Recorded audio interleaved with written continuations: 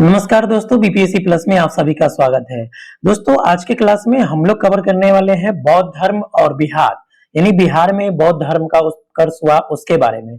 किंतु यदि आप हमारे चैनल पर नए हैं तो चैनल को सब्सक्राइब कर लीजिए और वीडियो को लाइक कर दीजिएगा। और साथ ही साथ यदि आप इससे पहले का 3 वीडियो नहीं देखे हैं, क्योंकि 3 क्लास बिहार स्पेशल का ऑलरेडी हो चुका है, तो 3 क्लास अगर आप नहीं देखे हैं तो वह तीनों वीडियो आप लोग देख लीजिए, क्योंकि उससे आपका जो निरंतरता है बिहार स्पेशल में पकड़ बनाने का, वो आपको और मजबूत हो जाएगा और आपको कंटिन्यूटी बनी रहेगी। तो चलिए इस वीडियो में बिना देर किए हुए हम लोग शुरुआत करते हैं। बौद्ध धर्म का उत्कर्ष बिहार में किस प्रकार से हुआ। साथियों, सबसे पहली बात आप लोग को समझना होगा, याद रखना होगा कि बौद्ध धर्म के संस्थापक कौन थे। तो बौद्ध धर्म के जो संस्थापक है इनका नाम आप लोग याद रखिएगा, या फिर ऐसे पूछ सकता है बौद्ध धर्म के प्रवर्तक बताइए, तो गौतम बुद्ध ही थे। गौतम बुद्ध बौद्ध धर्म के प्रवर्तक तथा इसके संस्थापक थे। इन्हें एशिया का ज्योतिषपुंज कहा जाता है, यानी गौतम बुद्ध को क्या कहा जाता है, तो एशिया का ज्योतिषपुंज कहा जाता है। ये चीजें भी इंपॉर्टेंट है और आप लोग याद रखिएगा। देखिए, ये हमने जितने भी चीजों को इसमें शामिल किया है, जितने भी पॉइंट को शामिल किया है, ये सभी के सभी जो इंपोर्टेंस रखते हैं एग्जाम में, उसी को, अनावश्यक कोई चीजें नहीं है। इसलिए ध्यान से वीडियो को देखिएगा और बारीकी से समझिएगा। गौतम बुद्ध को क्या कहा जाता है, तो गौतम बुद्ध संस्थापक थे बौद्ध धर्म के। इन्हें एशिया का ज्योतिषपुंज यानी लाइट ऑफ एशिया भी कहा जाता है। इनका जन्म यानी गौतम बुद्ध का जन्म कपिल वस्तु के निकट लुम्बिनी नामक स्थान पे 563 ईसा पूर्व में हुआ था। गौतम बुद्ध के बचपन का नाम आप लोग जानते होंगे, सिद्धार्थ, एनसीईआरटी में पढ़े होंगे। उनके माता का नाम, उनके पिता का नाम भी पूछा जा सकता है। कई बार जो है या तो इसको स्टेटमेंट देकर के, कथन देके पूछ सकता है, या फिर हो सकता है कि छोटे छोटे एग्जाम में, वन डे एग्जाम में ऐसे ही पूछ लेता है। तो उनके पिता का नाम सुद्रोधन थे, सुद्रोधन था। ये शाक्य गण के प्रधान थे। एवं इनकी माता का नाम महामाया, जो कि कोलीय गणराज की कन्या थी। इनके माता महामाया या माया देवी की मृत्यु इनके जन्म के 7वें दिन ही हो गई थी। अतः बुद्ध का लालन पालन इनकी मौसी प्रजापति गौतमी ने किया था। तो ये पॉइंट भी आप लोग को याद रखना है। गौतम बुद्ध का जो लालन पालन है वो किसके द्वारा किया गया था, तो प्रजापति गौतमी के द्वारा। ठीक है साथियों, तो जहां पर भी आप देखेंगे तो प्रजापति गौतमी गौतम बुद्ध के मां के रूप में आएंगी। आगे जो भी होगा, जो भी स्टेटमेंट आपको पढ़ने को मिलेगा, जो भी आपको कथन आपको देखने को मिलेगा। गौतम बुद्ध का विवाह 16 वर्ष की आयु यानी अल्प आयु में ही, 16 वर्ष की आयु में गौतम बुद्ध का विवाह शाक्य कुल की कन्या यशोधरा से हो गया। ठीक है, इनसे एक पुत्र उत्पन्न हुआ। इनके पुत्र का नाम याद रखिएगा, इनके पुत्र का नाम राहुल था। बुद्ध ने जब बुद्ध बाल्यावस्था में ही, तो बुद्ध ने अपने जीवन में 4 दृश्य को देखा और इस 4 दृश्यों का इनके जीवन पर काफी प्रभाव था। तो ये 4 दृश्य भी कई बार पूछे जाते हैं। तो ये याद रखिए कि एक वृद्ध व्यक्ति, ठीक है दोस्तों, दूसरा एक बीमार व्यक्ति, ठीक है, तीसरा एक शव यानी मृतक, और चौथा इन्होंने देखा था प्रसन्नचित सन्यासी, यानी सन्यासी काफी खुश था। ये जो 4 दृश्य था कि भाई एक बूढ़ा व्यक्ति है, दूसरा की एक बीमार व्यक्ति है, और तीसरा की एक मृतक यानी कि शव है, शरीर है रखा हुआ कहीं पर, और एक देखा कि भाई प्रसन्नचित सन्यासी है। तो इनको लगा कि भाई ये सन्यासी क्यों इतना प्रसन्न है। तो इसी के बाद क्या हुआ कि गौतम बुद्ध ने 29 वर्ष की अवस्था में 29 वर्ष की आयु में गृह त्याग कर दिया गया। और जिसे गृह त्याग, गौतम बुद्ध ने जो गृह त्याग किया, इसे बौद्ध धर्म में क्या कहा जाता है, महाभिनिष्क्रमण कहा जाता है। तो इस पॉइंट को आप लोग याद रखिएगा, यहां से कई बार प्रश्न पूछे गए। इसके अलावा गृह त्याग के बाद, यानी गौतम बुद्ध जब घर से गृह त्याग कर दिए, तो उपरांत गौतम बुद्ध यानी कि इनके बचपन का नाम सिद्धार्थ था। तो सिद्धार्थ सर्वप्रथम कहां गए, तो वैशाली के नजदीक सांख्य दर्शन के आचार्य था, उसका नाम था अल्लार कलाम। अल्लार कलाम के आश्रम गए थे और यहाँ पर इन्होंने शून्य का ज्ञान प्राप्त किया। तो यदि आपसे पूछा जाता है गृह त्याग के उपरांत गौतम बुद्ध सर्वप्रथम कहां गए थे, तो अल्लार कलाम के आश्रम गए थे। ये चीजें आप लोग को याद रखना है। चलिए दोस्तों, हम लोग आगे बढ़ते हैं। अब देखिए, अब आप लोग को क्या समझना है कि जो अल्लार कलाम है, ठीक है, जो सांख्य दर्शन के थे, तो अल्लार कलाम ही बुद्ध के प्रथम गुरु थे। यदि आपसे पूछा जाता है गौतम बुद्ध के प्रथम गुरु कौन थे, तो अल्लार कलाम का नाम याद रखिएगा। तदुपरांत वे राजगिरी से रुद्रक रामपुत्र से योग का ज्ञान प्राप्त किया, यानी अल्लार कलाम से ज्ञान प्राप्त करने के बाद वहां से आगे बढ़े और राजगिरी के रुद्रक रामपुत्र से योग का ज्ञान प्राप्त किया कि योग कैसे किया जाता है। इसके पश्चात सिद्धार्थ ज्ञान की खोज में उरुवेला यानी बोध गया पहुंचे, जहां पर इन्हें पहुंचना था। अब ये पहुंच पहुंच चुके हैं। ये बात अब याद रखिएगा कि गौतम बुद्ध जो है धीरे धीरे आगे बढ़ते हुए कहां पहुंच गए, तो बोध गया पहुंचे। अब बोध गया के बारे में आप सभी जानते हैं, बोध गया क्यों फेमस है और बोध गया से काफी बार प्रश्न पूछे गए हैं। तो बोध गया में निरंजना नदी, जो कि वर्तमान फल्गु नदी है, वर्तमान में इसे फल्गु नदी कहा जाता है, के किनारे उरुबेला वन में 6 वर्षों की कठिन साधना के पश्चात, यानी 29 वर्ष में निकले थे, तो 6 वर्ष के बाद यानी 35 वर्ष की अवस्था में वैशाख पूर्णिमा की रात्रि को एक पीपल वृक्ष के नीचे सिद्धार्थ को ज्ञान प्राप्त हुआ। और ज्ञान प्राप्ति के बाद ये क्या कहलाया, बुद्ध कहलाया। इनसे पहले इसका नाम यानी गौतम बुद्ध जो थे ये शुरू में सिद्धार्थ कहलाते थे, क्योंकि इनके बचपन का नाम सिद्धार्थ था। लेकिन अब इनको ज्ञान प्राप्त हो चुका है, तो ज्ञान प्राप्ति के बाद ही ये बुद्ध कहलाए। बुद्ध का एक अन्य नाम तथागत भी मिलता है, याद रखिएगा कि बुद्ध का एक अन्य नाम तथागत भी मिलता है। यानी तथागत किसे कहा जाता है, तो बुद्ध को कहा जाता है।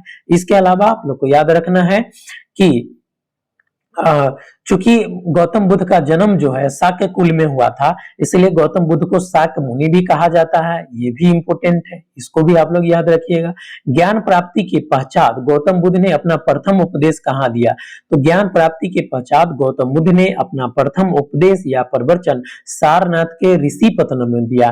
तो ये प्रश्न कई बार यूपीपीसीएस तथा अन्य एग्जामों में पूछे जा चुके हैं साथियों, तो इसको आप लोग याद रखिएगा।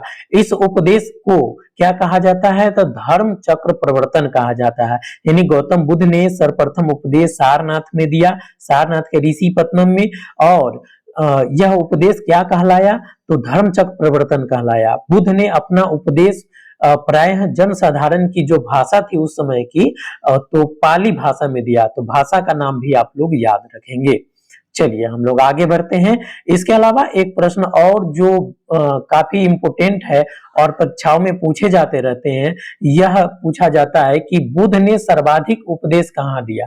तो बुद्ध ने सर्वाधिक उपदेश कौशल देश की राजधानी श्रावस्ती में दिए। बुद्ध ने प्रथम वर्षाकाल सारनाथ में ही बीता है। यानी बुद्ध का जो प्रथम वर्षा काल था ये आपको सारनाथ में ही बीता है, और सारनाथ का जो गूलगंध कुटी विहार है उसमें वह रहे, यानी कि पहला जो वर्षा काल है व्यतीत किए। तो पहला आप देखेंगे कि पहला जो उपदेश है गौतम बुद्ध का वो सारनाथ में ही हुआ, और वहीं पे वो प्रथम वर्षा काल भी बिताए। तो इसको आप लोग ऐसे याद रख सकते हैं। चलिए आगे बढ़ते हैं कि बुद्ध ने राजगृह में द्वितीय वर्षा काल को व्यतीत किया, यानी राजगृह चले गए थे वहां से। उसके बाद तृतीय और चतुर्थ जो वर्षा काल है वह भी आपको राजगृह में ही व्यतीत किए। मगध के राजा बिंबिसार बुद्ध के अनुयायी थे। इन्होंने गौतम बुद्ध के निवास के लिए बेनुवन नामक महाविहार बनवाया था। तो इस चीज को आप लोग को याद रखना है। बेनुवन नामक महाविहार किस लिए बनवाया गया था, तो गौतम बुद्ध को विश्राम करने के लिए, रहने के लिए बनवाया गया था, और मगध के तत्कालीन राजा बिंबिसार ने बनवाया था। बिंबिसार बौद्ध धर्म यानी बुद्ध के ही अनुयायी थे। चलिए आगे बढ़ते हैं। अगले प्रश्न में देखिए आपसे पूछा जा रहा है कि राजगृह से चलकर, यानी जो राजगृह है यहां से गौतम बुद्ध राजगृह से चल के बुद्ध वैशाली पहुंचे। वैशाली लिच्छवियों की राजधानी थी, आप सभी को पता है। पहले ही चैप्टर में दूसरे चैप्टर में हमने आप लोग को पढ़ाया था महाजनपद काल में कि लिच्छवियों की राजधानी कहाँ थी, वैशाली थी। तो इसी वैशाली में राजगिरी से चल करके वैशाली पहुंचे गौतम बुद्ध। वैशाली में ही इन्होंने 5वां वर्षा काल व्यतीत किया। आपसे पूछा जाता है कि गौतम बुद्ध ने अपना 5वां वर्षा काल कहाँ व्यतीत किया, तो वैशाली में। लिच्छवियों ने गौतम बुद्ध के निवास के लिए महावन में प्रसिद्ध कुटाग्रशाला का निर्माण करवाया। तो ये भी आप लोग को याद रखना है। वैशाली की प्रसिद्ध नगर वधु जो थी, राज नर्तकी थी आम्रपाली बुद्ध की शिष्या बन गई यहीं पे, यानी वैशाली में। आम्रपाली ने भिक्षु संघ के निवास के लिए अपनी आम्र वाटिका प्रदान कर दी। इनका जो आम्र वाटिका था आम्रपाली का, उसमें भिक्षुओं को रहने के लिए इन्होंने जगह दिया। तो ये चीजें आप लोग को याद रखना है। इसके अलावा एक और इम्पोर्टेंट बात है कि वैशाली में ही अपने प्रिय शिष्य आनंद के कहने पर, प्रिय शिष्य जो है आनंद, आनंद के कहने पर गौतम बुद्ध ने महिलाओं को संघ में प्रवेश दिया। तो महिलाओं को पहली बार संघ में प्रवेश कहाँ दिया गया? तो वैशाली में दिया गया। किसके कहने पे? तो आनंद के कहने पे। और इस प्रकार गौतम बुद्ध की जो मौसी है, यानी कि इनकी जो माता थी प्रजापति गौतमी, ये संघ में यानी जो बौद्ध का संघ है उसमें प्रवेश पाने वाली प्रथम महिला थी। तो इसको याद रखिएगा। इसके अलावा हमने आपको बताया था कि बुद्ध ने अपने जीवन के अंतिम वर्षा ऋतु वैशाली में ही व्यतीत की थी, यानी अंतिम जो वर्षा ऋतु है गौतम बुद्ध ने वैशाली में ही व्यतीत किया था। और आगे चल के जब ये वैशाली से चले जाएंगे तो आगे चल के इनकी मृत्यु हो जाती है, लेकिन अंतिम वर्षा काल यही था इनका, वैशाली वाला ही। ठीक है, तो ये आप लोग याद रखिएगा। तदुपरांत वे अपने मत का प्रचार करते हुए यानी वैशाली के बाद वो मल गणराज्य की राजधानी पावा पहुंचे, जहां वे चुंद नामक लोहार की अमर वाटिका में ठहरे। और यहाँ पे चुंद ने गौतम बुद्ध को सुकर मदव यानी कहा जाता है, अब ये कितनी सच्चाई है पता नहीं, लेकिन कहा जाता है कि सुकर मदव यानी कि सुअर का मांस खाने के लिए दे दिया चुंद ने गौतम बुद्ध को, और इससे उन्हें रक्त अतिसार हो गया, यानी रक्त का बीमारी हो गया, कैंसर टाइप का हो गया। और फिर वे पावा से कुशीनारा पहुंच गए और वहां चले गए, और कुशीनारा में ही इनकी मृत्यु हो जाती है इनका। तो देखेंगे कि कुशीनारा में ही उन्होंने अपना अंतिम उपदेश सुभद को दिया था। और मल गणराज्य की राजधानी कुशीनारा में 483 ईसा पूर्व में 80 वर्ष की अवस्था में गौतम बुद्ध ने अपना शरीर त्याग दिया, यानी कि इनकी मृत्यु हो गई। बुद्ध की मृत्यु वैशाख पूर्णिमा के दिन हुई। ध्यान देने योग्य बात है कि गौतम बुद्ध का जन्म, गौतम बुद्ध को ज्ञान की प्राप्ति और गौतम बुद्ध का जो मृत्यु है ये आपको वैशाख पूर्णिमा के दिन ही हुआ था। गौतम बुद्ध का बौद्ध ग्रंथों में जब गौतम बुद्ध की मृत्यु हो जाता है तो बौद्ध ग्रंथों में इसे महापरिनिर्वाण कहा गया है, यानी गौतम बुद्ध को महापरिनिर्वाण प्राप्त हो गया। तो ये चीजें आप लोग याद रखिएगा। इसके अलावा हम लोग बात करते हैं साथियों कि न केवल बीपीएससी बल्कि अन्य परीक्षाओं में भी, यूपीएससी में भी बौद्ध धर्म में जितने भी संगति हुए हैं, इस संगीतियां हुई है, इनके बारे में पढ़ना है, जानना है और प्रश्न पूछे जाते हैं। भगवान बुद्ध की मृत्यु के उपरांत बिहार में कुल 3 बौद्ध संगतियों का आयोजन किया गया, और जो चौथा बौद्ध संगति वो बिहार से बाहर आपको देखेंगे कि कुंडलवन कश्मीर में आयोजित किया गया था। तो चलिए एक एक करके हम लोग समझते हैं, समझने का प्रयास करते हैं, और इसको आप लोग याद रखिएगा क्योंकि यहीं से प्रश्न जो है आपको पूछे जाएंगे। तो देखिए सबसे पहली बात आप लोग को याद रखना है प्रथम जो बौद्ध संगति हुआ उसके बारे में। देखिए प्रथम बौद्ध संगति का आयोजन 483 ईसा पूर्व में किया गया। डेट याद रखिए। स्थान की बात करें तो प्रथम बौद्ध संगति का स्थान राजगिरी के सप्तपर्णी नामक गुफा है। और प्रथम बौद्ध संगति के समय शासक आपसे पूछा जाता है तो याद रखिए कि अजात शत्रु शासक थे, ये कि हर्यक वंश के थे। हाँ, ये भी पूछा जा सकता है कि प्रथम जो बौद्ध संगति का आयोजन किया गया उस समय किस वंश का शासक था? तो हर्यक वंश के शासक था। शासक कौन है? राजगिरी है। स्थान क्या है? सप्तपर्णी गुफा है, राजगिरी का सप्तपर्णी गुफा। और प्रथम बौद्ध संगति का अध्यक्ष कौन है? तो महाकश्यप, याद रखिएगा। और प्रथम बौद्ध संगति में कौन सा कार्य संपन्न किया गया? तो प्रथम बौद्ध संगति में बुद्ध की शिक्षाओं का संकलन सूत और विनय पिटक में किया गया। सूत पिटक क्या है? अब आप लोग समझिए कि सूत पिटक क्या है। तो इसमें महात्मा बुद्ध के नैतिक सिद्धांत से संबंधित प्रवचन संकलित है, अर्थात बौद्ध धर्म के सिद्धांत एवं महात्मा बुद्ध के उपदेशों का संग्रह किया गया है। इसमें विनय पिटक की बात करें तो विनय पिटक इसमें संघ संबंधी नियम एवं दैनिक जीवन संबंधी आचार विचार तथा विधि निषेधों का संग्रह किया गया है विनय पिटक में। तो इस प्रकार से प्रथम जो बौद्ध संगति है ये आपको काफी भी है, ये प्रथम बौद्ध संगति आप लोग याद रखिएगा। चलिए दूसरा बौद्ध संगति की तरफ हम लोग बढ़ते हैं, और दूसरे बौद्ध संगति में देखिए आपसे क्या पूछा जा सकता है। इससे बाहर तो कुछ भी आएगा नहीं दोस्तों, ठीक है। आप लोग इसी को अच्छे तरीके से याद कर लीजिए तो आप लोग को सभी कुछ इसमें कवर हो जाएगा। द्वितीय बौद्ध संगति का 383 ईसा पूर्व, यानी प्रथम से 100 साल बाद की बात हो रही है, ठीक है। तो 383 ईसा पूर्व में आपको दूसरा बौद्ध संगति का आयोजन किया गया। दूसरा बौद्ध संगति कहाँ पे? तो वैशाली में आयोजित किया जाता है, ठीक है। दूसरा बौद्ध संगति के समय कालाशोक, जिसे काकवर्ण भी कहा गया है, शिशु नाग वंश का था ये। ये भी आप लोग याद रखिएगा। तो दूसरा बौद्ध संगति का आयोजन वैशाली में कालाशोक के शासनकाल में किया गया, और ये कालाशोक किस वंश का है, तो शिशुनाग वंश का है। तो ये चीजें भी आप लोग को याद रखना है। इसके अलावा आप याद रखेंगे दूसरा बौद्ध संगति के अध्यक्ष कौन था, तो साबाकामी या साबाकामी या सुबाकामी, जो भी नाम हो, सर्वकामी, आपको जो भी ऑप्शन में दिया रहे उस प्रकार से आप लोग विकल्प का चयन करेंगे। तो दूसरा बौद्ध संगति का अध्यक्ष साबाकामी। दूसरे बौद्ध संगति में क्या कार्य हुए, तो बौद्ध धर्म को दो भागों में स्थविर एवं महासंघिक में विभाजित कर दिया गया। स्थविर कौन थे, तो परंपरागत नियम में आस्था रखने वाले संप्रदाय स्थविर कहलाया, जो कि थेरवादी भी कहलाया। अब महासंघिक कौन थे, तो देखिए महासंघिक लोग कौन हैं, तो परिवर्तन के साथ नियम को स्वीकार करने वाले लोगों के संप्रदाय महासंघिक कहलाया। तो इस चीजों को आप लोग को याद रखना है। चलिए अब हम लोग आगे बढ़ते हैं और देखते हैं तीसरा बौद्ध संगति। तीसरा बौद्ध संगति के बारे में देखिए क्या है। तीसरा बौद्ध संगति में क्या प्रश्न बन सकते हैं, तो तीसरा बौद्ध संगति का आयोजन सबसे पहली बात की कब किया गया, तो विभिन्न डेट इसका मिलता है, 247 ईसा पूर्व, 250 ईसा पूर्व या 251 ईसा पूर्व। कोई भी चीज आपको ऑप्शन में मिले सीधा टिक लगाइएगा, इस तीनों में से कोई भी डेट आपको आ सकता है। ठीक है, स्थान की बात करें तो तृतीय बौद्ध संगति का आयोजन पाटलिपुत्रा में किया गया। शासक कौन है, तो अशोक के शासनकाल में किया गया। सम्राट अशोक आप सभी लोग जानते हैं। तो अशोक के शासनकाल में तीसरा बौद्ध संगति का आयोजन पाटलिपुत्र में किया गया। अशोक किस वंश से संबंधित है, तो मौर्य वंश से संबंधित है, आप सभी लोग विदित हैं। तो तीसरा बौद्ध संगति का आयोजन किस वंश का शासनकाल में हुआ, तो मौर्य वंश के शासनकाल में। तीसरे बौद्ध संगति के अध्यक्ष मोगलीपुत्र तीसस थे, तो ये आप लोग याद रख सकते हैं। अब हम लोग बात करते हैं कार्य की। तो तीसरे बौद्ध संगति में अभिधम पिटक की रचना हुई और संघ भेद रोकने के लिए कुछ कठोर नियम बनाए गए।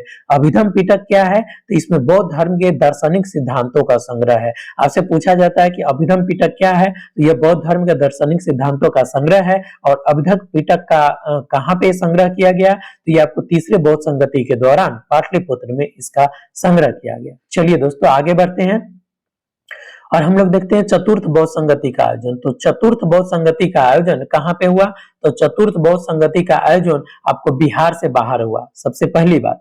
और कब हुआ, तो लगभग ईसा की प्रथम शताब्दी के समय हुआ। कहाँ पे हुआ, तो कुंडलबन कश्मीर में, कुंडलबन कश्मीर में हुआ। शासक कौन था, तो चतुर्थ बौद्ध संगति के शासक जो है इस समय कनिष्क के समय में हुआ था। तो आप लोग याद रखिए कनिष्क शासक थे, कुषाण वंश के शासक थे कनिष्क। ठीक है, चतुर्थ बौद्ध संगति के अध्यक्ष कौन थे, तो वसुमित्र थे। इसके एक उपाध्यक्ष भी थे चतुर्थ बौद्ध संगति में, इनका नाम अश्वघोष था, काफी बार पूछा जा चुका है। चतुर्थ बौद्ध संगति में विभाषा शास्त्र नामक टीका को संकलित किया गया। और चतुर्थ बौद्ध संगति के समय बौद्ध धर्म स्पष्ट रूप से हीनयान और महायान नामक दो संप्रदाय में विभाजित हो गया। तो ये प्रश्न जो है आपको काफी VBI है कि किस बौद्ध संगति के दौरान बौद्ध धर्म दो स्पष्ट संप्रदाय में विभाजित हो गया, हीनयान और महायान में। तो ये आपको चतुर्थ बौद्ध संगति के समय हुआ था। चलिए दोस्तों आगे बढ़ते हैं। अब हम लोग कुछ देखते हैं बौद्ध धर्म से संबंधित कुछ ग्रंथ। तो बौद्ध ग्रंथ एवं उसके रचनाकार। देखिए पहला बौद्ध ग्रंथ आप लोग याद रखेंगे कि देखिए जो अश्वघोष नामक व्यक्ति थे, ये बौद्ध धर्म के महान ज्ञाता थे। अश्वघोष ने किसकी रचना करी थी, तो बुद्ध चरित्र का। अश्वघोष ने बुद्ध चरित्र का रचना किया और सौंदरानंद का रचना किया और सारिपुत्र प्रकरण का। यानी तीन चीजें आप लोग को याद रखना है, बुद्ध चरित्र, सौंदरानंद, सारिपुत्र प्रकरण। ठीक है, उसके बाद आप लोग याद रखे कि जो नागसेन है इन्होंने मिलिंद पनोह की रचना करी, मिलिंद पनोह की। इसके बाद नागार्जुन के बारे में याद रखे, इन्होंने माध्यमिक कारिका का रचना किया। बुद्ध घोष ने आपको विशुद्धि मग्ग का रचना किया और वसुबंधु ने अभिधम कोश का रचना किया। तो इस प्रकार से कुछ ग्रंथ है जिसके नाम आप लोग को याद रखना है। सो चलिए दोस्तों हम लोग आगे बढ़ते हैं, देखते हैं बुद्ध के जीवन से संबंधित कुछ प्रमुख घटनाएं और उनका प्रतीक। तो बुद्ध के जीवन से संबंधित घटना में आप लोग को याद रखना है कि बुद्ध का जन्म का प्रतीक क्या है। तो बुद्ध के जन्म का प्रतीक है कमल। बुद्ध के गृह त्याग, यानी कि इसको महावीर निष्क्रमण कहा गया है। इसका प्रतीक है घोड़ा। बुद्ध के ज्ञान प्राप्ति यानी कि संबोधि जिसको कहा गया है या महाबोधि, ये है बोधि वृक्ष यानी कि पीपल वृक्ष। गौतम बुद्ध का जो प्रथम उपदेश हुआ जो कि धर्म चक्र प्रवर्तन कहा जाता है, इनका प्रतीक है चक्र। और गौतम बुद्ध को निर्वाण की प्राप्ति हुआ, ये है इनका जो चिन्ह है यानी प्रतीक है, ये है पद चिन्ह। गौतम बुद्ध की मृत्यु जिसको महापरिनिर्वाण कहा गया है, इनका जो प्रतीक है ये है स्तूप।